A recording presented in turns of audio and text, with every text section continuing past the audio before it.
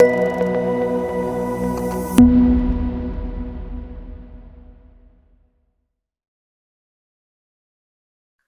Friends, अब हमारे सारे क्लाइंट हमें टाइम पर फीस पे करेंगे।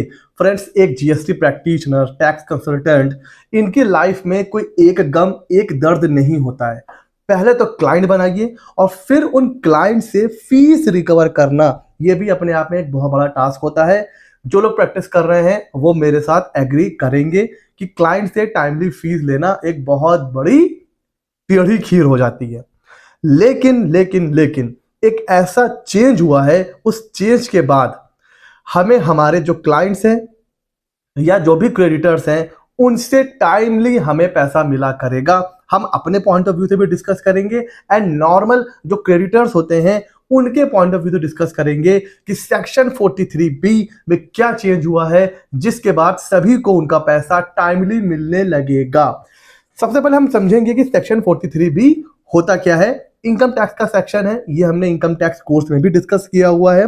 कुछ ऐसे एक्सपेंडिचर होते हैं जिनका डिडक्शन हमें मिलता है टाइमली, मतलब एक्चुअल पेमेंट बेसिस पर। देखिए, हम बुक्स ऑफ अकाउंट मेंटेन करते हैं कैश बेसिस या फिर एक्रूअल बेसिस। सारे खर्चे हमें एक्रूअल बेसिस, ड्यू बेसिस पर हमें उसका जो एक्सपेंडिचर है वो अलाउ हो जाता है, डिडक्शन अलाउ हो जाता है।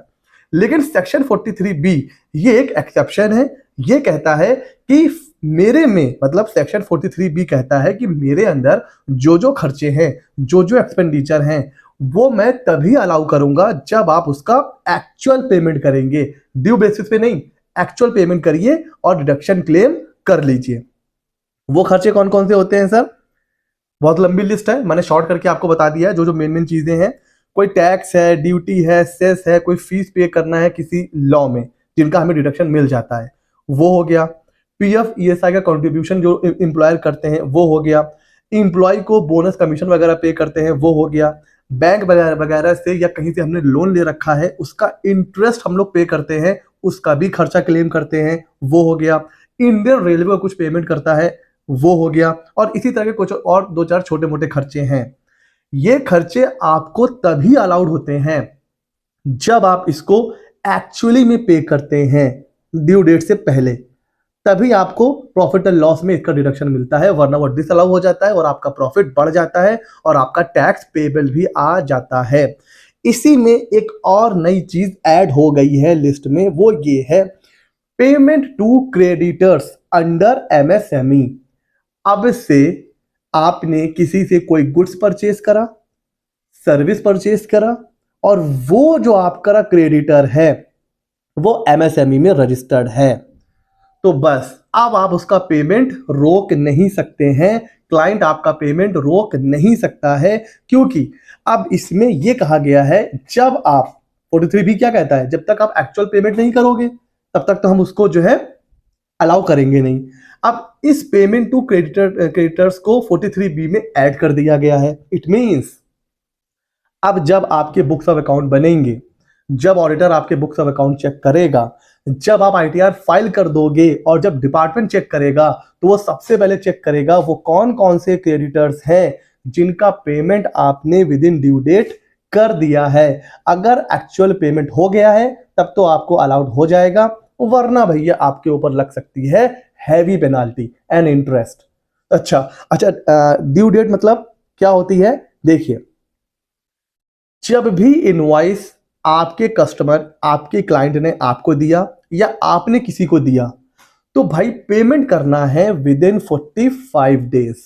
ये एमएसएमई एक्ट कहता है कि भाई आप अपने क्रेडिटर का पैसा 45 दिनों से ज्यादा, 45 डेज से ज्यादा आप नहीं रोक सकते हैं, आपको पेमेंट करना है विद इन 45। अच्छा, 43B क्या कहता है कि एक्चुअल जब आप पे करोगे तब हम अलाउ करेंगे। अब दोनों के साथ में पढ़िए। अगर मैं एमएसएमई में रजिस्टर्ड हूं, मैंने आपको बिल इनवॉइस रेज किया, अब अगर आपने मुझे विद इन 45 डेज पे कर दिया तब तो आपको खर्चे का डिडक्शन मिलेगा, वरना नहीं मिलेगा।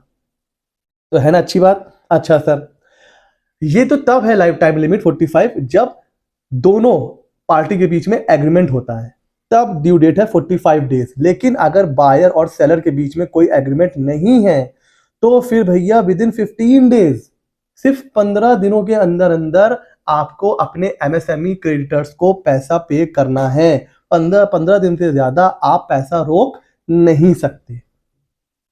तो ये है एमएसएमई में रजिस्टर होने का फायदा।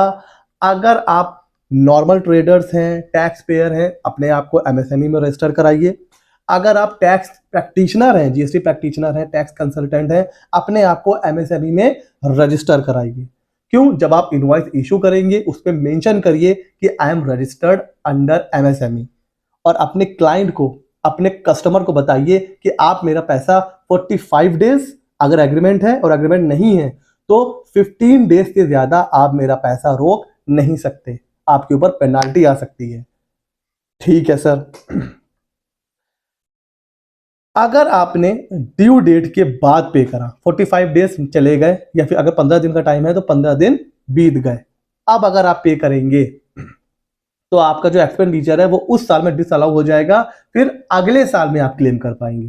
समझ रहे हैं? उस साल डिसअलाउ हो जाएगा, फिर जिस ईयर में आपने पे करा है उसमें अलाउड होगा। तो ये है, इस रूल को समझ लीजिए, 43B यही कहता है। अच्छा, अब मान लीजिए बायर और सेलर ने आपस में एग्रीमेंट किया कि भाई मैं आपको पैसा पे करूंगा 90 डेज में। आज आपने मुझे इनवॉइस दिया है, मैं पैसा पे करूंगा आपको 90 डेज में। तो क्या अभी 45 डेज के अंदर पे करना ये लायबिलिटी है? तो यस, भले ही बायर सेलर आपस में एग्रीमेंट कर ले कि भाई हम आपको 90 दिन में पे करेंगे, स्टिल एमएसएमई एक्ट कहता है नो, आपको 45 डेज के अंदर ही पे करना है एमएसएमई क्रेडिटर को, वरना हम आपको डिडक्शन अलाउ नहीं करेंगे। तो एग्रीमेंट है तो 45 डेज, एग्रीमेंट नहीं है तो 15 डेज। अच्छा, मान लीजिए एग्रीमेंट है सिर्फ 30 डेज का, अब भी 45 डेज मिलेंगे? नो, अब मिलेंगे 30 डेज। अगर एग्रीमेंट आपने 45 डेज से ज्यादा का बनाया तो मैक्सिमम 45 डेज, और अगर आपने एग्रीमेंट बनाया 30 डेज का तो फिर 30 डेज। ठीक है, तो ये है, बहुत अच्छा चेंज है। अब इससे क्या होगा, जो छोटे छोटे, देखिए एमएसएमई में कौन जाता है? जो माइक्रो लेवल पे काम कर रहे हैं, जो स्मॉल लेवल पर काम कर रहे हैं, जो मीडियम लेवल पे काम कर रहे हैं। ठीक है, तो भाई आप, कोई एमएसएमई है उसके पास कैपिटल नहीं होती है, पैसा नहीं होता है। अब आप अपने आप को इमेजिन करिए, कोई अभी नया नया टैक्स प्रैक्टिशनर है, नया नया टैक्स कंसल्टेंट है, अब उसने भी नया नया ऑफिस ओपन करा है, अगर कोई क्लाइंट उसको पैसा ना दे तो आप सोचो उसके लिए कितनी बड़ी प्रॉब्लम है, वो अपने खर्चे कहां से निकालेगा। तो अब ये रूल बनाए गए हैं कि जो छोटे छोटे बेचारे हमारे जो ट्रेडर हैं, टैक्स प्रोफेशनल हैं, सर्विस प्रोवाइडर हैं, उनको टाइमली पैसा मिले, ताकि उनका जो रनिंग एक्सपेंस है वो ना रुके, और धीरे धीरे वो भी ग्रो करें। जो बड़े लेवल पर है वो अलग बात है। ठीक है सर। अच्छा, तो अब 31 मार्च आने वाली है।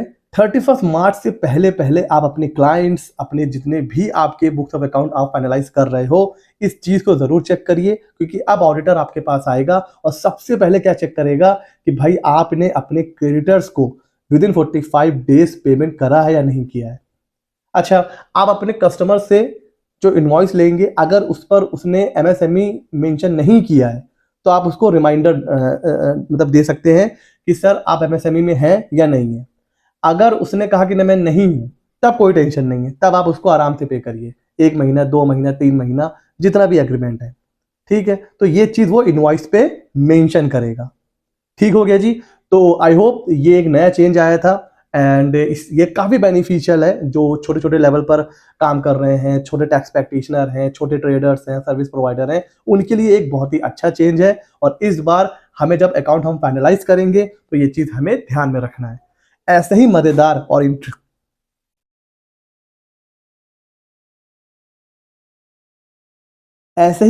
और इंटरेस्टिंग वीडियोस के लिए सीए मित्रा 24 को सब्सक्राइब कर लीजिए। मिलते हैं अगले नॉलेजेबल वीडियो में।